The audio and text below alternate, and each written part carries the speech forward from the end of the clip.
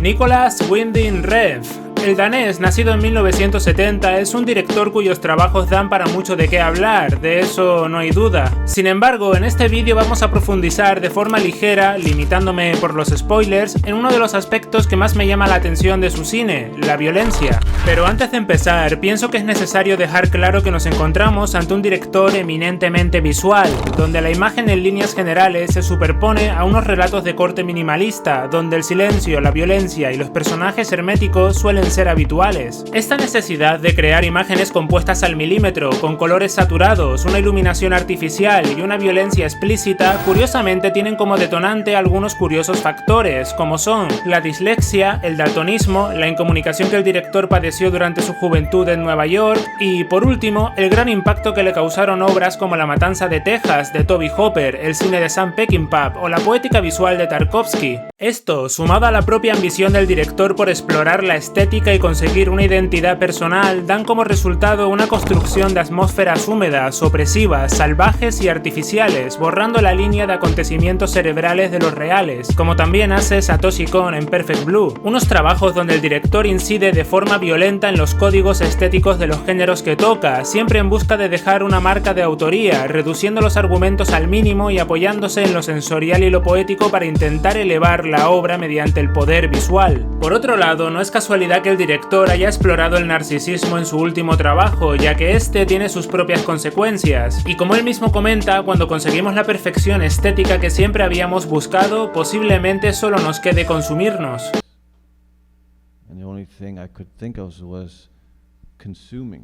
Sin embargo, no voy a entrar en el debate de si sus métodos y su talento están simplemente al servicio de la nada o si sus obras son meros ejercicios de estilo. Como digo al principio, en este vídeo vamos a explorar el aspecto más recurrente de su obra, la violencia, esté justificada o no. Mira, ¿sabéis qué? A la mierda los capítulos. En el cine de Refn todo parece ser una cuestión de contrastes, el refinamiento estilístico, un control de cámara generalmente suave y el ritmo pausado e incluso romántico durante la mayor parte de los metrajes. Estas son algunas características que son acuchilladas violentamente por las explosiones de violencia, los furiosos rugidos de los efectos de sonido y además por una saturación de colores tan exagerada que solo podía ser fruto de un daltónico que desea ver los tonos con claridad. No os sintáis ofendidos por esto, son declaraciones del director y por supuesto no tengo nada en contra de su fotografía, recordemos que junto a él ha trabajado Larry Smith, sí, el director de fotografía que Stanley Kubrick eligió para su última película. Joder, con qué facilidad me voy por las ramas. Reducir al mínimo todos los elementos representativos y argumentativos de los géneros para posteriormente crear obras cuyos protagonistas formales son el lenguaje visual y una búsqueda obsesiva de la estética. Todo eso aderezado con grandes dosis de violencia, efectos de sonido agresivos y, por supuesto, bandas sonoras que han disparado la moda por el New Retro Wave. Todo esto, un poco más y un poco menos, dependiendo de quien mire, es el cine de Nicolas Winding Refn. Así que, llegados a este punto, nos podemos plantear cómo abordar las obras de tan atípico creador. Pues bien, teniendo en cuenta los temas que quiero comentar, lo dividiría en... Primero, el gusto por la composición milimétrica, algo que ya explicó brevemente Tony en su vídeo del sistema de cuadrantes, así que no es necesario que me meta ahí, aunque inevitablemente tocaremos algunas cosas. Lo segundo es la propia narrativa, sería muy interesante hablar de los desdoblamientos presentes en algunos de sus trabajos, profundizar en esa fina línea que diluye lo real y lo imaginario. Sin embargo, de esa parte vamos a coger únicamente el enfoque de la violencia, centrándonos tanto en la identidad de los ambientes como en los personajes. La tercera es referente al uso del sonido y la música, aunque vamos a orientarlo exclusivamente a cómo se utilizan las escenas mencionadas y comentaremos los interesantes matices que presenta. Nicolas Winding Refn siempre crea indicadores de que una explosión sangrienta está a punto de ocurrir. Me explico, primero suele utilizar encuadres y situaciones clichés o familiares que nos hacen predecir que estamos ante una inevitable escena violenta. Sabemos que a estas personas les va a pasar algo, lo que no sabemos es el cómo, menos en algunos casos en los que resulta obvio y aún así te sorprende por lo visceral del tratamiento. A lo que voy es que no suele tomar por sorpresa a nadie. Si os fijáis, el director tiene una cierta inclinación por someter a las víctimas, a ponerlas en una situación de desventaja, ya sea por desconocimiento de la situación o simplemente colocando al agresor en una postura de mayor autoridad, tanto en la posición como en cuestiones de poder. ¿Veis? Esto puede parecer una tontería, pero desde mi punto de vista nos manda un mensaje como espectadores, nos coloca como observadores de la carnicería desde un punto de vista un poco más cercano e incómodo. En este sentido, la violencia es una explosión incontrolable, la cual no podemos frenar y en la que somos meros observadores. Algunos ejemplos. En Valhalla Rising, el protagonista, después de tener atado a uno de sus enemigos, le acaba sacando las tripas con sus propias manos. Por otro lado, en Only God Forgive podemos seleccionar muchas escenas, pero fijémonos en esta específicamente. Como podéis ver, no solo Ryan Gosling está en una posición de mayor autoridad y los sujetos tampoco tienen oportunidad de defenderse, sino que el director decide mantener el plano, desde un punto de vista que podría simular la visión de una persona que está sentada al lado. Como digo, estos pequeños matices son muy recurrentes. En Bronson, debido a la naturaleza del personaje, ya os podéis imaginar las situaciones. Es decir, y para asegurarme que me he explicado bien, normalmente no reaccionamos igual a esto que a esto. Es una cuestión de matices, pero en un combate considero que como espectadores tomamos un papel totalmente distinto que al ver una agresión donde una parte no tiene nada que hacer aparte de acabar destrozado. No solo se gana en crudeza, también se gana en impacto visual, en fuerza y contundencia. Se crea un tono serio, donde la violencia tiene consecuencias reales. Podemos ver escenas de combate, especialmente en Bronson o Valhalla Rising, pero generalmente no son combates al uso, al menos no del modo que estamos acostumbrados, ya que, por ejemplo, las agresiones suelen tener mucho más protagonismo de un lado que de otro. Por ejemplo, veamos este combate donde Ryan Gosling no consigue tocar a su oponente, destacando su torpeza frente a la superioridad del otro. Eso en el mejor de los casos, ya que normalmente lo que solemos ver es a una persona matando brutalmente a otra, sin que una de las partes tenga la más mínima oportunidad de defenderse, y si la tiene, las cosas no se complican demasiado. Es una violencia real, donde se mantiene el control, transmitido por planos fijos con la ayuda de un trípode, o por el contrario, una violencia mucho más descontrolada y caótica, reforzado con la cámara en mano. Y bueno, además de esto, como ya podéis ver, este director no es de los que se suelen cortar, salvo cuando es por cuestiones narrativas o simplemente decide evitarlo. Por ejemplo, volvamos a la escena que comenté antes, específicamente al final de ella.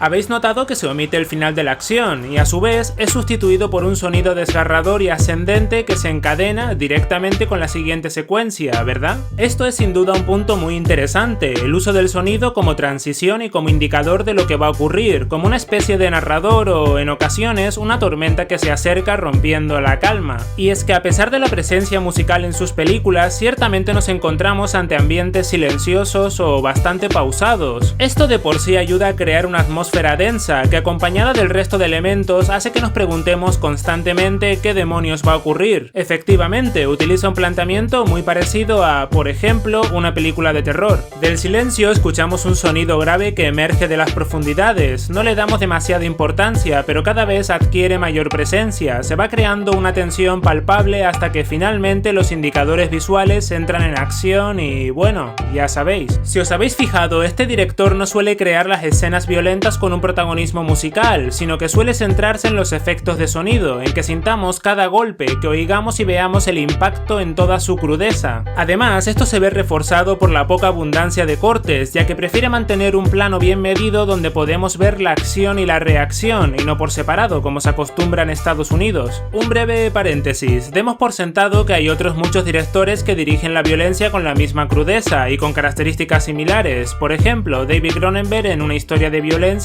y Promesas del Este. También podemos nombrar a Takeshi Kitano, entre muchos otros, por supuesto, pero bueno, no quiero llenar esto de ejemplos y creo que se entiende. Definitivamente no es lo mismo ver una pelea con esta atmósfera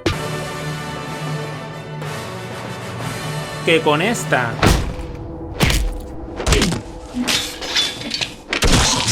Y cuidado, no estoy diciendo que la música genere mucha menos sensación de violencia, ya que por poner un ejemplo ampliamente conocido, ahí tenemos la famosa escena de Psicosis, donde el montaje y la música se sincroniza con las cuchilladas, acentuando de forma aguda la violencia. Sin embargo, es cierto que puede aminorar el impacto visual ante un receptor sensible. En mi opinión, esto se debe a que le damos un mayor grado de artificialidad, de irrealidad a lo que estamos viendo, además de impedir que nos centremos exclusivamente en los impactos. Por un lado, contemplamos contemplamos unas formas familiarmente cinematográficas, en la otra todo queda en un segundo plano, únicamente nos centramos en la violencia, en la emoción del momento. Antes dije que no quería llenar esto de ejemplos, pero observemos un momento esta mítica escena de la naranja mecánica.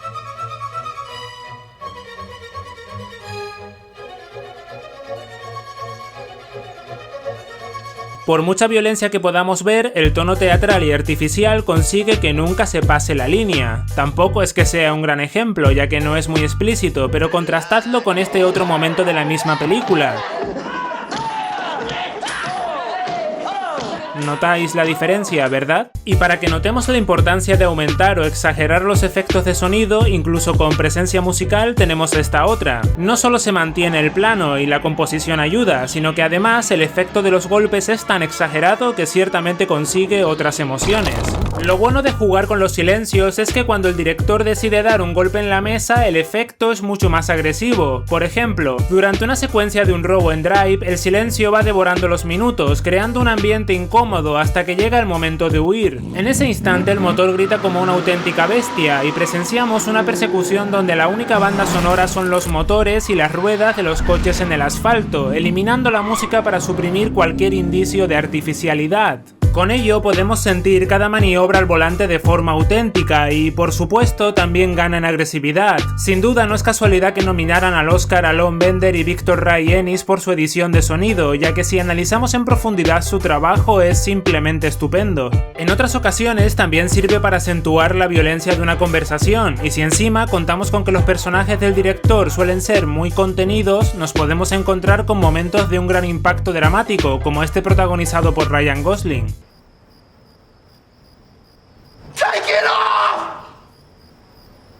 O también para recrearte en el dolor como en la tortura de Only God Forgives, donde en ocasiones se omite la agresión visual para ser sustituida por la agonía de la víctima. Os aseguro que si nos encontráramos ante unas películas escandalosas, el resultado no sería igual de relevante, ya que estamos hablando de momentos que contrastan con el ambiente, de ahí el impacto emocional. Le damos una mayor importancia a ese momento. Nicolas Winding Refn domina muy bien este estilo y los momentos trascendentes de sus películas suelen ser eminentemente violentos, los cuales funcionan por el tono que se ha construido anteriormente. Y es que además la violencia suele estar presente incluso cuando no se evidencia de forma directa, ya que por otro lado tenemos el uso de los colores, los cuales ayudan a meterte en el subconsciente que el trasfondo de la historia es violento. Saturar los colores crea efectos que no suelen ser indiferentes para el espectador. Podríamos profundizar en ellos, pero como imaginaréis vamos a hacer hincapié en el color rojo, con el cual podemos ver que la violencia no solo es recurrente, sino que además nos recuerda que el propio trasfondo siempre lo es. Este mismo color nos mantiene tensos y oprimidos en algunas ocasiones, crea un cierto ambiente de peligro, pasión o similares. Además, también sirve para identificar cuando nos encontramos en un plano más onírico, por llamarlo de algún modo. ¿Sabéis quién utilizaba de forma recurrente el color rojo en sus películas? Sí, ese director al que nunca pongo como ejemplo, Stanley Kubrick. Sin embargo, Refn no suele utilizar el color rojo para indicar una importancia específica a algo, más bien suele utilizarlo para dar violencia en secuencias donde posiblemente no ocurra nada, o también para crear mayor opresión durante la escena. Un ejemplo similar es la película de Tenemos que hablar de Kevin en el primer caso, o incluso Irreversible de Gaspar Noé en el segundo. En el cine del director danés, los personajes parecen tener dificultades para la comunicación, para mostrar emociones o incluso para sentirlas. Esa contención siempre es forzada por elementos externos. Una forma en la que se nos suele representar esto es en las manos, un elemento de gran importancia dentro de la mayoría de sus películas. Dicho elemento me parece especialmente interesante en Bronson, donde el protagonista se expresa principalmente con la violencia. El resultado final de esta forma de dirigir las secuencias es emoción, pero no esa emoción que se consigue en películas como, yo que sé, Civil War por ejemplo. Es un sentimiento mucho más doloroso, y no me refiero porque sea más explícito, sino porque se le da una importancia real. Mediante esa violencia se crea un discurso, una forma de contar la historia y de desarrollar a los personajes, de contar algo con una intención ajena al entretenimiento. En definitiva, no estás viendo acción, en mayor o menor medida estás viendo expresión. Y es es que para este director el arte es un acto de violencia. Posiblemente por ello nos encontremos con ese estudio en sus trabajos, con un posible ejercicio donde mostrar belleza de forma descarnada, una violencia estética y expresiva. En ocasiones se le puede tachar de utilizar formas de narrar poco convencionales o confusas, pero creo que no se puede negar lo interesante que es dicha exploración. En mi opinión es un enfoque valiente y arriesgado, y aun teniendo mis diferencias con el director, es algo que respeto de su trayectoria. Y es que al final, y sin desmerecer ninguna opción, ¿en qué deberían profundizar los creadores actuales? ¿En la violencia al servicio del espectáculo, sin relevancia ni impacto más allá del entretenimiento, o en la violencia al servicio de la expresión? Sin duda son cuestiones complicadas.